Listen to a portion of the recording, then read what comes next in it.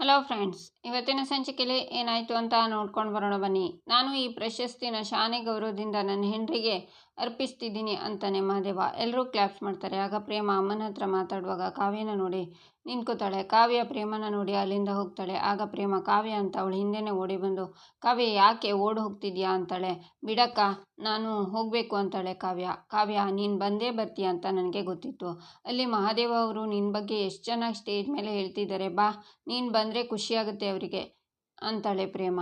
ಇಲ್ಲ ಅಕ್ಕ, ನಾನು ಮಹಾದೇವ ಅವರು ಪ್ರಶಸ್ತಿ ತಗೊಳ್ಳೋದನ್ನು ನೋಡಬೇಕಿತ್ತು, ನೋಡಿದೆ ಅಷ್ಟೇ. ನಾನಿನ್ನು ಹೋಗ್ಬೇಕಕ್ಕ, ನಾನು ಇಲ್ಲಿಗೆ ಬಂದಿದ್ದನ್ನು ಯಾರಿಗೆ ಹೇಳಬೇಡ ಅಂತಾಳೆ ಕಾವ್ಯ. ಕಾವ್ಯ, ನೀನು ಇಲ್ಲಿ ಇಲ್ಲ ಅನ್ನೋದೇ ಒಂದು ಕೊರತೆ ಬಿಟ್ಟರೆ ಏನೂ ಸಮಸ್ಯೆ ಇಲ್ಲ ಕಣೆ. ನೀನು ಬಂದರೆ ಮಹಾದೇವ ಅವರು ಇನ್ನೂ ಖುಷಿಯಾಗ್ತಾರೆ, ಬಾ ಹೋಗೋಣ ಅಂತಾಳೆ ಪ್ರೇಮ. ಇಲ್ಲ ಅಕ್ಕ, ನನಗಿಷ್ಟ ಇಲ್ಲ ಅಂತಾಳೆ ಕಾವ್ಯ. ನಿನಗೆ ಇಷ್ಟ ಇಲ್ಲದೆ ಇಲ್ಲಿಗೆ ಬಂದಿದ್ಯಾ, ಸುಮ್ಮನೆ ಹಠ ಮಾಡಬೇಡ, ಬಾ ಅಂತಾಳೆ ಪ್ರೇಮ.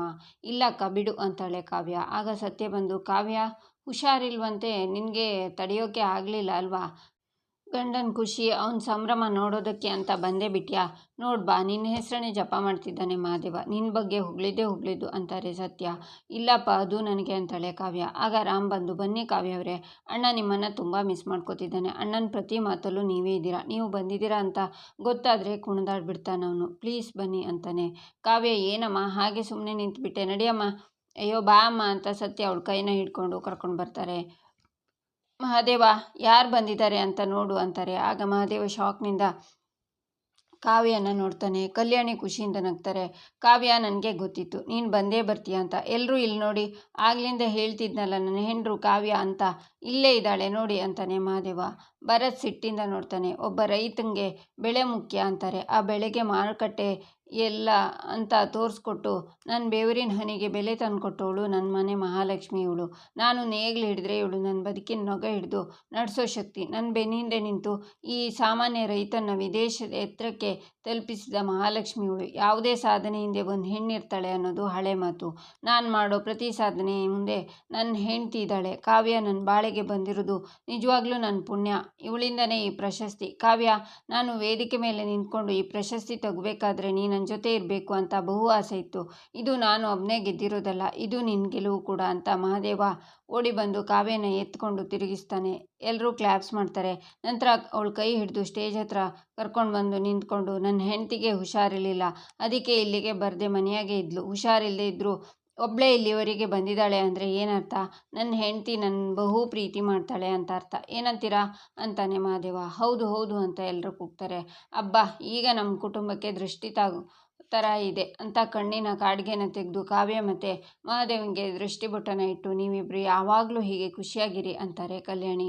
ಇಂಥ ಹೆಂಡ್ತಿ ಇದ್ದರೆ ಹೆತ್ತವರಿಗೆ ಚಿಂತೆನೇ ಇರಲ್ಲ ಅಂತಾರೆ ಸತ್ಯ. ದಯಮಾಡಿ ಎಲ್ಲರೂ ಮೈದಾನದ ಮಧ್ಯಭಾಗಕ್ಕೆ ಬರಬೇಕು ಅಂತ ಕೇಳ್ಕೊತೀನಿ, ಪ್ಲೀಸ್ ಎಲ್ಲರೂ ಅಲ್ಲಿಗೆ ಬನ್ನಿ ಅಂತಾರೆ ಆ್ಯಂಕರ್.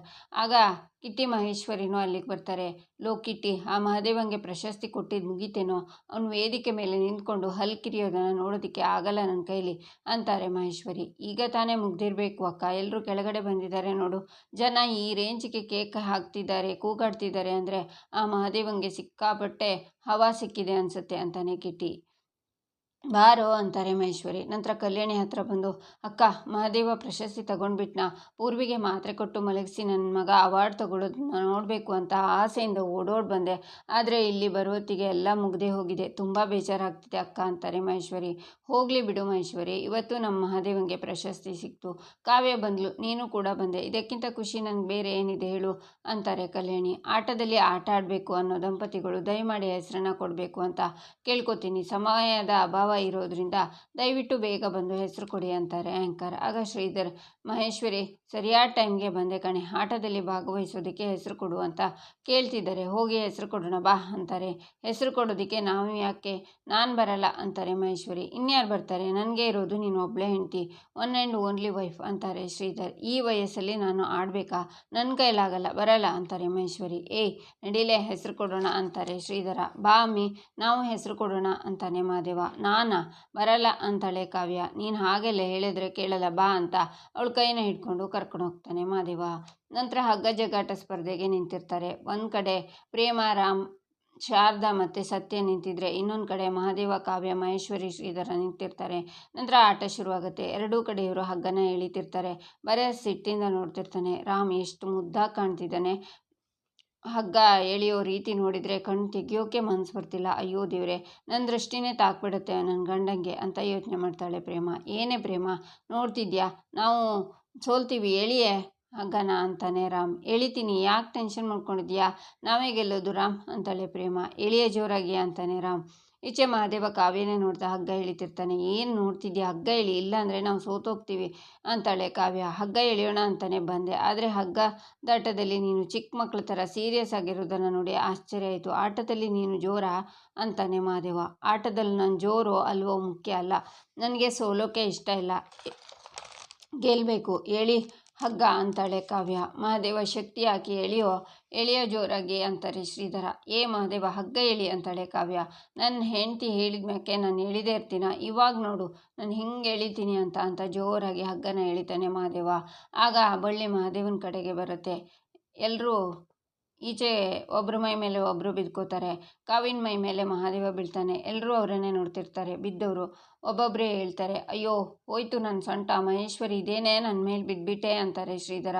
ನಾನೆಲ್ಲ ಬಿದ್ದಿದ್ದು, ನೀವೇ ನನ್ನ ಹೇಳ್ಕೊಂಡಿದ್ದು ಅಂತಾರೆ ಮಹೇಶ್ವರಿ. ಅಯ್ಯೋ ಎದ್ದೇಳೆ ಅಂತಾರೆ ಶ್ರೀಧರ. ಮಹಾದೇವ, ಕಾವ್ಯ ಹಾಗೆ ಒಬ್ರನ್ನೊಬ್ರು ನೋಡ್ತಾ, ಆಹಾ ಈ ಮಹಾದೇವಂಗೆ ಇವತ್ತು ಬರೀ ಪ್ರಶಸ್ತಿ ಸಿಗ್ತಿಲ್ಲ, ಹೆಂಡತಿ ಪ್ರೀತಿನೂ ಸಿಗ್ತೈತೆ ಅಂತಾನೆ ಮಹಾದೇವ. ಮಹಾದೇವ ಎದ್ದೇಳು, ಹೇಳ್ತೀಯೋ ಇಲ್ವೋ ಅಂತಾಳೆ ಕಾವ್ಯ. ಕಣ್ಣು ಕಲೆತಾಗ ಅಂತಾನೆ ಮಹಾದೇವ. ಆಗ ಕಾವ್ಯ ಅವನಿಗೆ ಒಂದು ಹೊಡಿತಾಳೆ. ಕಾವ್ಯ, ಏಟಾಯ್ತಾ, ಹೇಳು ಹುಷಾರು ಅಂತ ಅವಳನ್ನು ಎಬ್ಬಿಸ್ತಾನೆ ಮಹಾದೇವ. ಏನು ಮಾಡಿದೆ ನೀನು, ಎಲ್ಲರೂ ನೋಡ್ತಿದ್ದಾರೆ, ನಾವು ಮೈದಾನದ ಮಧ್ಯದಲ್ಲಿದ್ದೀವಿ ಅನ್ನೋ ಪರಿಜ್ಞಾನ ಇಲ್ವಾ ಅಂತಾಳೆ ಕಾವ್ಯ. ಅಯ್ಯೋ ಶಿವನೇ, ನಾನು ನನ್ನ ಹೆಂಡ್ರ ಮೇಲೆ ತಾನೇ ಬಿದ್ದಿದ್ದು, ಈ ಮೈದಾನ ಏನು ಇಡೀ ಜಗತ್ತೇ ನೋಡಿದ್ರು ನನಗೇನು ಚಿಂತೆ ಇಲ್ಲ ಅಮ್ಮಿ ಅಂತಾನೆ ಮಹಾದೇವ. ನಿನಗಿಲ್ಲ, ಆದರೆ ನನಗಿದೆ ಅಂತಾಳೆ ಕಾವ್ಯ. ನಿನಗೆ ಯಾಕೆ ಚಿಂತೆ ಅಂತಾನೆ ಮಹಾದೇವ. ನನಗೆ ಗೊತ್ತು, ನೀನು ಬೇಕು ಅಂತಲೇ ನನ್ನ ಮೇಲೆ ಬಿದ್ದಿದ್ದು ಅಂತಾಳೆ ಕಾವ್ಯ. ಅದು ಗೊತ್ತಾಗೋಯ್ತಾ ನಿನಗೆ ಅಂತಾನೆ ಮಹಾದೇವ. ಅಂದರೆ ನೀನು ಬೇಕು ಅಂತಲೇ ನನ್ನ ಮೇಲೆ ಬಿದ್ದಿದ್ದಾ ಅಂತಾಳೆ ಕಾವ್ಯ. ನೀನು ಬಿದ್ದೆ ಅಂತ ಅಂದ್ಕೊಂಡ್ರೆ ಬಿದ್ದೆ, ಬಿದ್ದಿಲ್ಲ ಅಂತ ಅಂದ್ಕೊಂಡ್ರೆ ಬಿದ್ದಿಲ್ಲ ಅಂತಾನೆ ಮಹಾದೇವ. ನನ್ನ ಕರ್ಮ, ನಡಿ ಅಂತಾಳೆ ಕಾವ್ಯ. ಅಣ್ಣ, ನಮ್ಮ ಕಡೆ ಇರೋರೆಲ್ಲ ವೀಕ್ ಪ್ಲೇಯರ್ಸ್, ನಿಮ್ಮ ಕಡೆ ಎಲ್ಲ ಸ್ಟ್ರಾಂಗ್ ಪ್ಲೇಯರ್ಸ್ ಅಂತಾನೆ ರಾಮ್. ಇಡೀ ನಿಮ್ಮ ತಂಡನೇ ನಮ್ಮ ಕಡೆ ಬಂದುಬಿಡ್ತಲ್ಲ ರಾಮ್ ಅಂತಾನೆ ಮಹಾದೇವ. ಅಯ್ಯೋ ಚಿಕ್ಕಪ್ಪ, ನಾವು ಗೆದ್ದಾಯ್ತು, ಇನ್ನೂ ನೆಲದ ಮೇಲೆ ಅಳತೆ ಹಾಕ್ತಿದ್ದೀರಲ್ಲ, ಎದ್ದು ಬನ್ನಿ ಅಂತಾನೆ ಮಹಾದೇವ. ನಾನು ಎದ್ದೇಳೋಕ್ಕಾಗ್ತಿಲ್ಲ, ಇವಳು ಮೇಲೆ ಬಿದ್ದಿದ್ದಾಳೆ ಅಂತಾರೆ ಶ್ರೀಧರ. ಆಗ ಮಹೇಶ್ವರಿ ಮೇಲೆ ಹೇಳ್ತಾರೆ. ನಂತರ ಶ್ರೀಧರನು ಹೇಳ್ತಾರೆ. ನಂತರ ಮಹಾದೇವನ ಹತ್ರ ಅವಳು ನನ್ನ ಮೈ ಮೇಲೆ ಬಿದ್ಲು, ಹೇಳೋಕೆ 5 ನಿಮಿಷ ಆಯಿತು ಅಂತಾರೆ. ನಾನೆಲ್ಲಿ ಬಿದ್ದೆ, ನೀವೇ ಬಿದ್ದಿದ್ದು ಅಂತಾರೆ ಮಹೇಶ್ವರಿ. ಆಗ ಶಾರದಾ, ನನ್ನ ಗಂಡನೂ ನನ್ನ ಮೇಲೆ ಬಿದ್ದರು ಅಂತಾಳೆ. ಎಲ್ಲರೂ ಗಂಡ ಹೆಂಡತಿಗೂ ಒಬ್ರಿಗೂ ಮೇಲೆ ಒಬ್ಬರು ಬಿದ್ದಿದ್ದೀರಾ, ರಾಮ್ ನೀನು ಯಾಕೋ ನನ್ನ ಮೇಲೆ ಬೀಳಿಲ್ಲ ಅಂತಾಳೆ ಪ್ರೇಮ. ನಿಂದೇನೆ ನಾಲಿಗೆನಾ, ಏನು ಎಲ್ಲಿ ಏನು ಮಾತಾಡಬೇಕು ಅಂತ ಜ್ಞಾನ ಇಲ್ವಾ ಅಂತಾನೆ ರಾಮ್. ಎಲ್ಲರೂ ಜೋರಾಗಿ ನಗ್ತಾರೆ. ರಾಮ್ ಅಂತ ಕೂಗ್ತಾಳೆ ಪ್ರೇಮ. ಏನೇ ಅಂತಾನೆ ರಾಮ್.